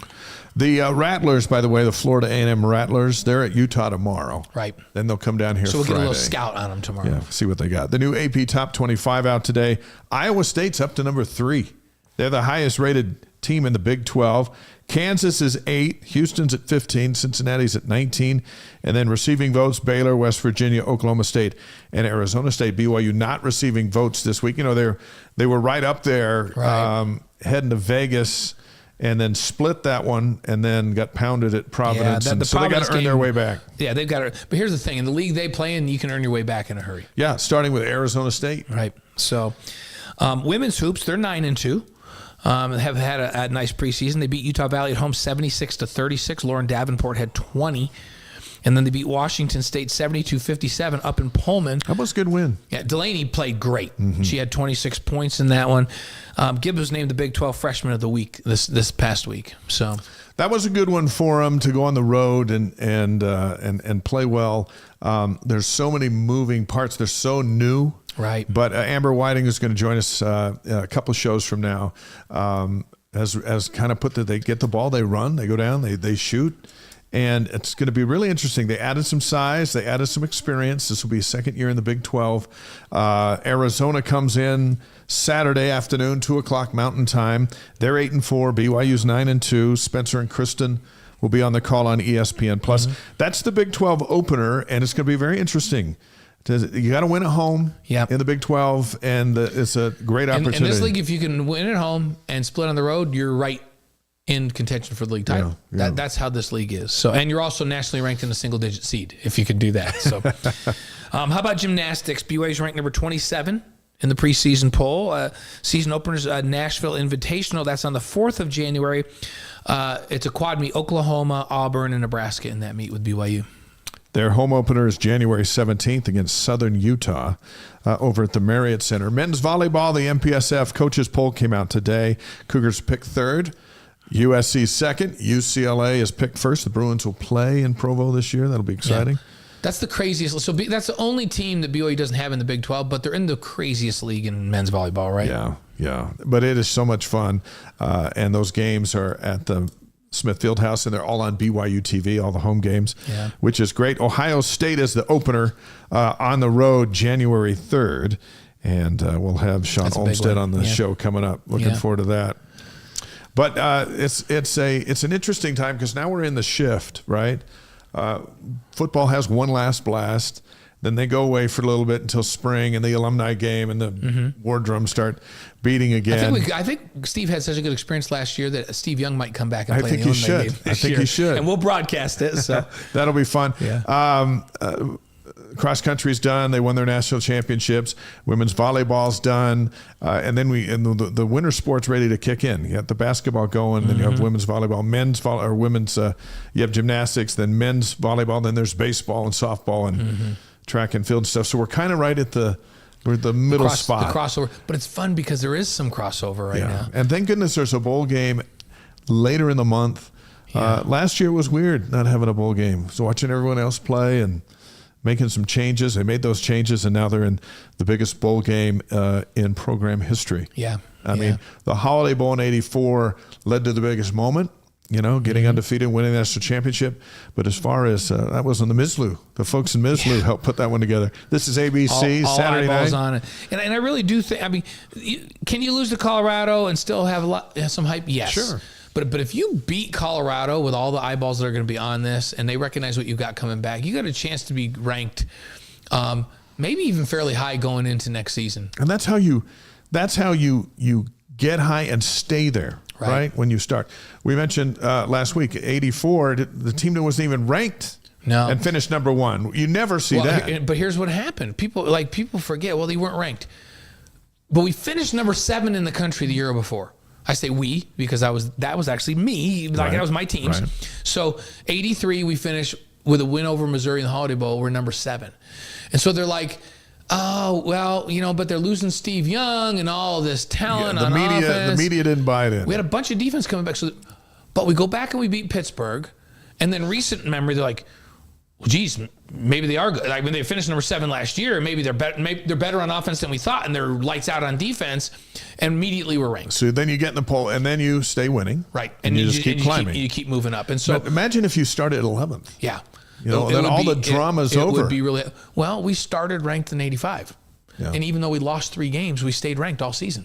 Right. That's how you do it. You get the benefit of the doubt. That's how Penn State, they start ranked 6th. They don't play anybody, but they don't lose to anybody. And then they lose to Ohio State, and then they drop to 7. Now they're up to 4. And it's like what qualified them to sit there all season?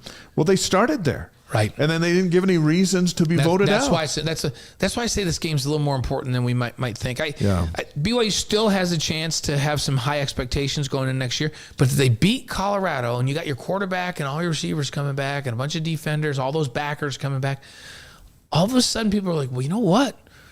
This was the number one defense in the Big 12. They got a bunch of dudes back. They got their quarterback back. They got a bunch of receivers back. So let's say they say, okay, you know what, I'm going to vote them 14th. Right.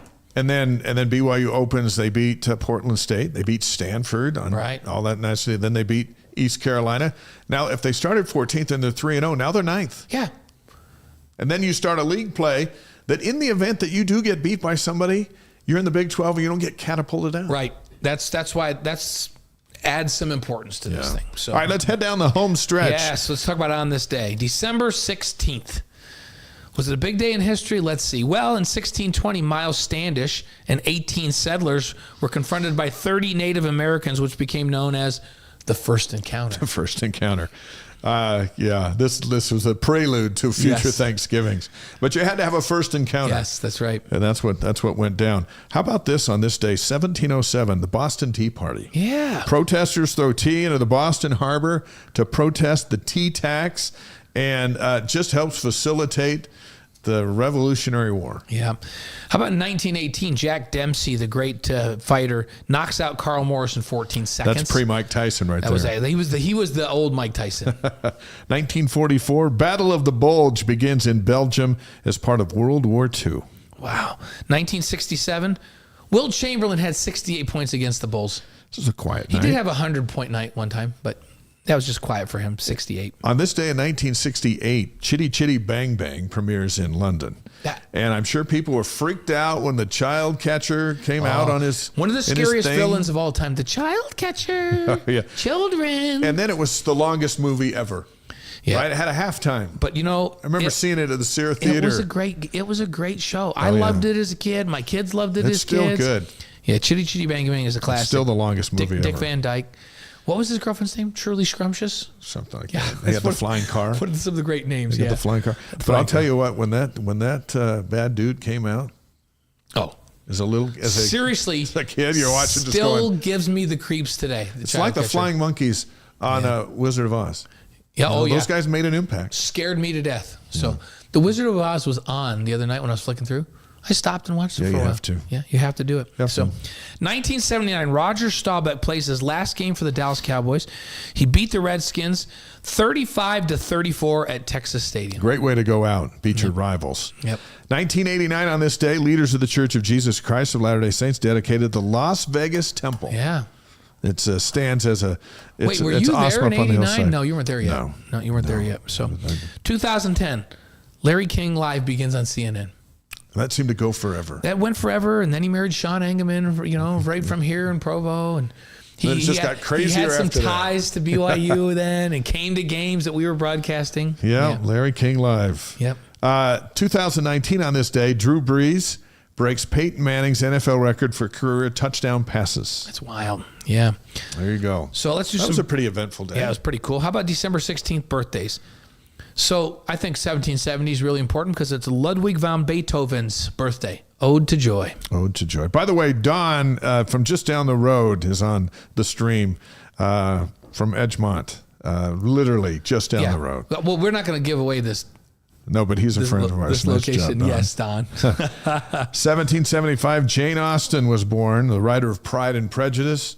And if you've watched that film, whether it was against your will or not, congratulations.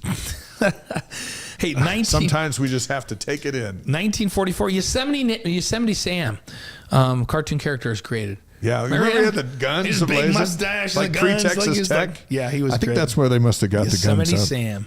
1949, Billy Gibbons of ZZ Top was born on this day. Every girl's crazy about a sharp dressed man. Is that your favorite song? Probably my favorite. How about Legs? Legs was really good. I like it too, but I think always on the radio. Sharp dressed man's my favorite. Yeah, that's a good one. 1962, born on this day, William the Refrigerator Perry. Yes. A lot of people are still bugged that Jim gave the fridge the ball to get over into the end zone and not Walter Payton for a touchdown. It wasn't Jim's fault. That was the play called. But he always obeyed Mike Ditka. But you're the fridge, and he was such a thing. Yeah. And so he got a touchdown. That team with Refrigerator Perry and then the Super Bowl Shuffle and all of that stuff. Those guys were characters. The defense was spectacular. Yep.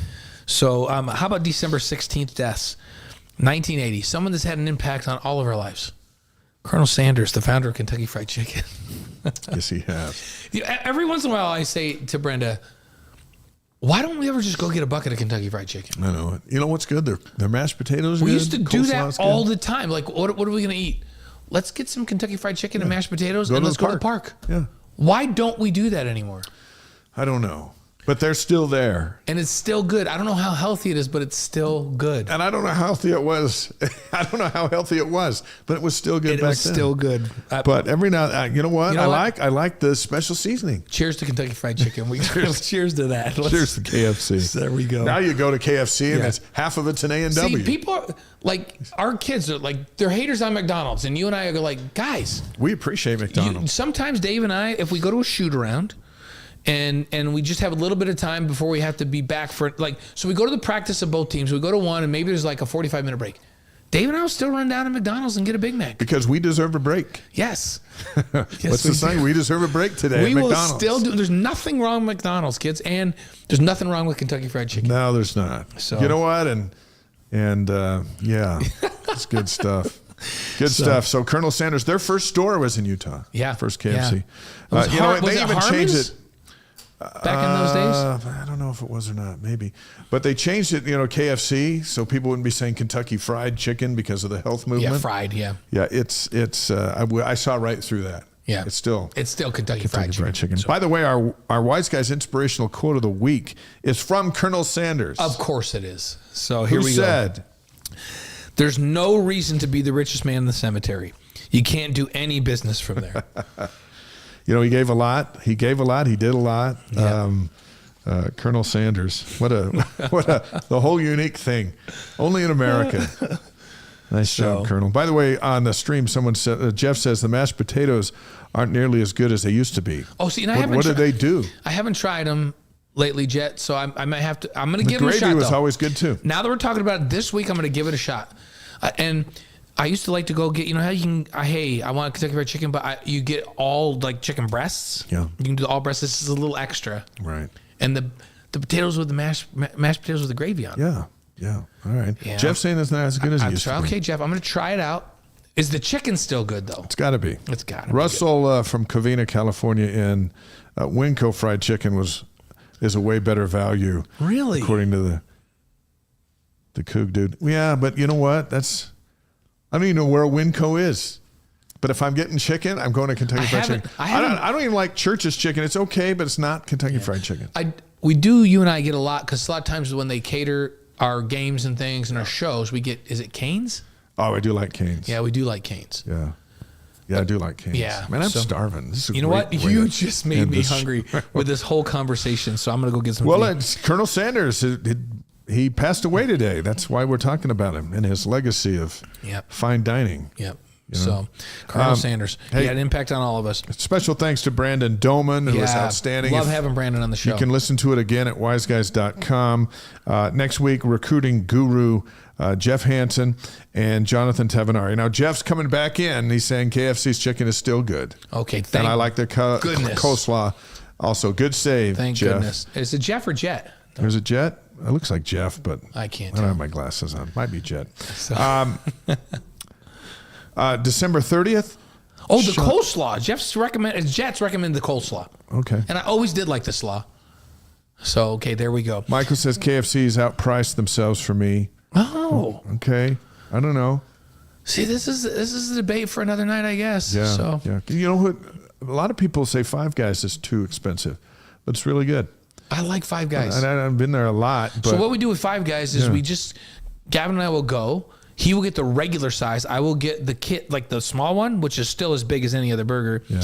Then we get one large fries between us. We tear the paper sack down, put all the fries in, put a bunch of salt on it, and then we have a feast. We have a feast. It sounds delightful. As mentioned, Sean Olmstead coming up on December 30th. Amber Whiting will be here on the 6th. We just talked to Amber about that last week when we were with her. So don't forget about C is for Cougars. C is for Cougar. It is Christmas time. If you're looking for that last minute Christmas gift, folks, C is for Cougars is what you should get. It's the only BYU football alphabet book in the world. Find it at Deseret Book, deseretbook.com. There's a legend behind every letter. It is on my desk right now as we speak. I have a signed copy because I know the guy that wrote it. And I'll sign it to you if you. I sent it. Somebody mailed me one. I signed it, sent it back to him. There you do. So everything's possible. But it's sitting there for you. Check that out. And by the way, Russell's come in late saying the pot pie from KFC's the bomb. You know, I don't think even know I've what ever that had is. a pot pie from KFC. A chicken pot pie from KFC? I'm going to ask you, like, have you ever gotten the Marie Callender's pot pies? They're frozen, and you just put them in your freezer. And when you're just feeling like a pot pie, you just take it out, you throw it in the micro, and it's good. Okay. It's good. All pot right. pies from Marie Callender's. I'll have to try the pot pie from KFC, though. I appreciate that, Russell. Thanks for the heads up. Here's where you can find us this week. Friday night, BYU, Florida A&M, 7 o'clock Mountain Time, ESPN Plus. You and I've had that one for sure. Spencer will join us as our sideline guy. How many articles do you write this week for the Des News? There'll be 3. There's one in tonight and a couple more coming out. So you find Dave at Deseret News. I need to be on Sports Nation tomorrow morning as a guest. That reminds me, I need to text the producer and remind him that I will do that tomorrow. Make sure that's. Yeah. Make sure you're there. Yep. Wise Guys is presented by Brady Plus, distributed by the Deseret News. I know we're getting close to Christmas and end of the year, so we're glad you made time for us. Remember, our podcast is up tomorrow, and you can listen to that whenever you want. And we encourage you to subscribe to us on our YouTube page. It's free. And also, you hit a button and you get our email, which is highlights from the show. Right. That's free, and we're going to build the show. 2025 is the show's like right here, and here's where we're going in 2025. We're going off camera. We're going so high. We're going above. Right. Here's where we're now. This is where we're going to go above there. That's where we need you to help us get there. Huge year coming up. And again, you already mentioned it, but Brady Plus and Deseret News make it all possible for us, and we're grateful to them. We're grateful to you for watching, and we'll see you next week.